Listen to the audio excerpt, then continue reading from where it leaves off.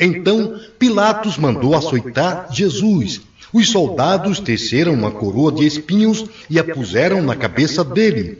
Vestiram-no com uma capa de púrpura e, chegando-se a ele, diziam: Salve, rei dos judeus! E batiam-lhe no rosto.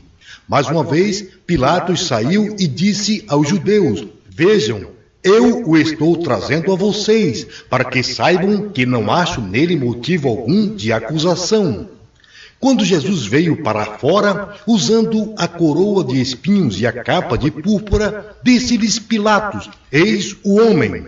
Ao vê-lo, os chefes dos sacerdotes e os guardas gritaram: Crucifica-o! Crucifica-o! Mas Pilatos respondeu: Levem-no vocês e crucifiquem-no. Quanto a mim, não encontro base para acusá-lo. Os judeus insistiram: Temos uma lei, e de acordo com essa lei, ele deve morrer, porque se declarou filho de Deus. Ao ouvir isso, Pilatos ficou ainda mais amedrontado e voltou para dentro do palácio. Então perguntou a Jesus: De onde você vem? Mas Jesus não lhe deu resposta. Você se nega a falar comigo? Disse Pilatos. Não sabe que eu tenho autoridade para libertá-lo e para crucificá-lo? Jesus respondeu: Não terias nenhuma autoridade sobre mim se esta não te fosse dada de cima. Por isso, aquele que me entregou a ti é culpado de um pecado maior. Daí em diante, Pilatos procurou libertar Jesus, mas os judeus gritavam: Se deixares esse homem livre, não és amigo de César. Quem se diz rei, opõe-se a César. Ao ouvir isso, Pilatos trouxe Jesus para fora e sentou-se na cadeira de juiz, num lugar conhecido como pavimento de pedra, que em aramaico é Gábata. Era o dia da preparação da semana da Páscoa, por volta do meio-dia. Eis o rei de vocês, disse Pilatos aos judeus.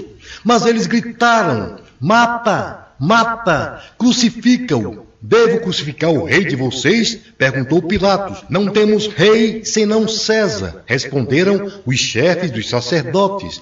Finalmente, Pilatos o entregou a eles para ser crucificado. Então os soldados encarregaram-se de Jesus. Levando a sua própria cruz, ele saiu para o lugar chamado Caveira, que em aramaico é chamado Gólgota. Ali o crucificaram, e com ele 2 outros, um de cada lado de Jesus. Pilatos mandou preparar uma placa e pregá-la na cruz com a seguinte inscrição: Jesus Nazareno, o rei dos judeus. Muitos dos judeus leram a placa, pois o lugar em que Jesus foi crucificado ficava próximo da cidade, e a placa estava escrito em aramaico, latim e grego. Os chefes dos sacerdotes dos judeus protestaram junto a Pilatos: Não escrevas o rei dos judeus, mas sim que esse homem se dizia rei dos judeus. Pilatos respondeu: O que escrevi, escrevi. Tendo crucificado Jesus, os soldados tomaram as roupas dele e as dividiram em 4 partes, uma para cada um deles, restando a túnica. Esta, porém, era sem costura, tecida numa única peça de alto a baixo. Não rasguemos, disseram uns aos outros. Vamos decidir por sorteio quem ficará com ela. Isso aconteceu para que se cumprisse a escritura que diz: Dividiram as minhas roupas entre si e tiraram sortes pelas minhas vestes. Foi o que os soldados fizeram. Perto da cruz de Jesus estavam sua mãe, a irmã dela, Maria, mulher de Clopas, e Maria Madalena. Quando Jesus viu sua mãe ali e perto dela o discípulo a quem ele amava, disse à sua mãe: Aí está o seu filho. E ao discípulo: Aí está a sua mãe. Daquela hora em diante, o discípulo a levou para casa. Mais tarde, sabendo então que tudo estava concluído, para que a escritura se cumprisse, Jesus disse: Tenho sede. Estava ali uma vasilha cheia de vinagre. Então, embeberam uma esponja nela, colocaram a esponja na ponta de um caniço de sopo e a ergueram até os lábios de Jesus. Tendo-o provado, Jesus disse: Está consumado. Com isso, curvou a cabeça e entregou o Espírito. Esse era o dia da preparação e o dia seguinte seria um sábado especialmente sagrado. Por não quererem que os corpos permanecessem na cruz durante o sábado, os judeus pediram a Pilatos que ordenassem que eles quebrassem as pernas e os corpos fossem tirados. Vieram então os soldados e quebraram as pernas do primeiro homem que fora crucificado com Jesus, e em seguida as pernas do outro. Mas quando chegaram a Jesus, percebendo que já estava morto, não lhe quebraram as pernas. Em vez disso, um dos soldados perfurou o lado de Jesus com uma lança, e logo saiu sangue e água. Aquele que o viu, disso deu testemunho, e o seu testemunho é verdadeiro. Ele sabe que está dizendo a verdade, e dela testemunha para que vocês também creiam. Estas coisas aconteceram para que se cumprisse a Escritura: nenhum dos seus ossos será quebrado. E como diz a Escritura no outro lugar, olharão para aquele que traspassaram. Depois disso, José de Arimateia pediu a Pilatos o corpo de Jesus. José era discípulo de Jesus, mas o era secretamente porque tinha medo dos judeus. Com a permissão de Pilatos, veio e levou embora o corpo. Ele estava acompanhado de Nicodemos, aquele que antes tinha visitado Jesus à noite. Nicodemos levou cerca de 34 quilos de mistura de mirra e aloés. Tomando o corpo de Jesus, os dois o envolveram em faixa de linho, juntamente com as especiarias, de acordo com os costumes judaicos de sepultamento. No lugar onde Jesus foi crucificado, havia um jardim, e no jardim um sepulcro novo, onde ninguém jamais fora colocado. Por ser o dia da preparação para os judeus, e visto que o sepulcro ficava perto, colocaram Jesus ali. No primeiro dia da semana, bem cedo, estando ainda escuro, Maria Madalena chegou ao sepulcro e viu que a pedra da entrada tinha sido removida. Então, correu ao encontro de Simão Pedro e do outro discípulo, aquele a quem Jesus amava, e disse: tiraram o Senhor do sepulcro e não sabemos onde o colocaram. Pedro e o outro discípulo saíram e foram para o sepulcro. Os dois corriam, mas o outro discípulo foi mais rápido que Pedro e chegou primeiro ao sepulcro. Ele se curvou e olhou para dentro, viu as faixas de linho ali, mas não entrou. A seguir, Simão Pedro, que vinha atrás dele, chegou, entrou no sepulcro e viu as faixas de linho, bem como o lenço que estivera sobre a cabeça de Jesus. Ele estava dobrado à parte, separado das faixas de linho.